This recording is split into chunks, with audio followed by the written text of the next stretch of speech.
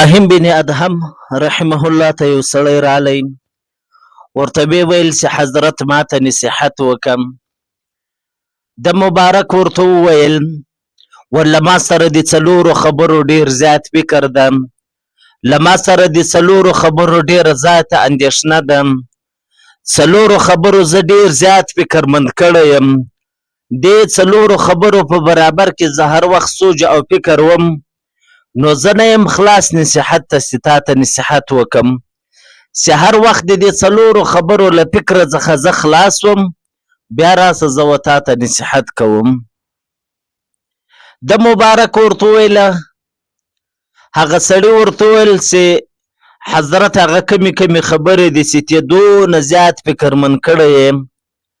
د مبارک ورته وویل اوله خبره دا ده چې الله پاک په ازل کې فیصله کړې ده چې یوه ډله به مسلمانان وي، مؤمنان به وي، بله به دوزخیان وي.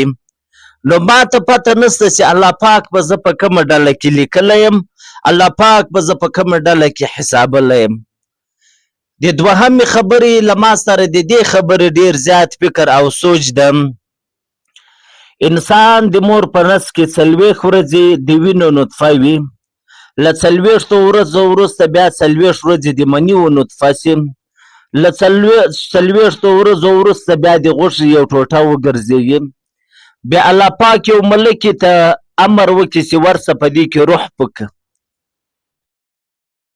خو هغې ملکې ته دا ووایي چې د دې انسان د ژوند څه تقدیرونه دي دا ټول ولیکم، چې دا انسان به څه وخت پیدا کیږي، څه وخت به دنیا ته راځي، څونه رزق به حاصلوي، او پر کوم ځای به مري، څه وخت به اجل وي، او دا هم ولیکه چې دا به نیکبخته وي که به بدبخته وي. نو دی مبارک وایي زه په دې خبره کې ډیر زیات سوچ او فکر وم چې الله پاک به زه په نیکبختو کې لیکلی یم که به په بدبختو کې. دریم ابراهیم بن ادهم رحمه الله وایي دریم د دې خبرې له ما سره ډیر زیات سوچ او فکر ده. انسان چې کله مړ سي، د انسان روح ملکې وړي، که چیرې نیکبخته و د دې روح وړي علیین ته، د صالحینو او نیکانو خلکو له روحونو سره جمع کوي. که چیرې انسان بدبخته و، فاسق انسان و بدبخته ولو، داسې کله مړ سي د دې روح بیا ملکې وړي و سجن ته، د فاسقانو او ګناهګارانو خلکو له روح سره یو ځای کوي. نو دی وایي د دې خبرې زه ډېر زیات فکر او سوچ کوم چې زه کله مړ سم ملکې به زما روح و علیین ته یوسي که به سجن ته یوسي. څلرم د دې خبرې له ما سره ډېر زیات فکر او سوچ ده.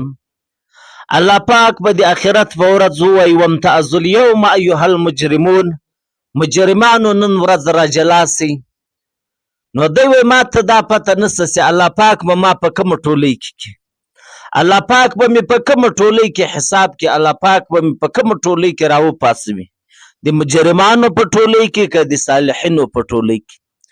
ابراهیم بن ادهم ډیر ولی سړی په دنیا کې تیر سوی ده، په غټو غټو اولیاء الله خلکو کې یو ابراهیم بن ادهم ده، لیکن دی د آخرت دونه سوچ و فکر کوي، د آخرت دونه غټ فکر ورسره ده. افسوس ما ستا پر حال باندې چې ګر سره آخرت مو په یاد نه ده، نه مو مرګ په یاد ده، نه مو درد په یاد ده، نه مو آخرت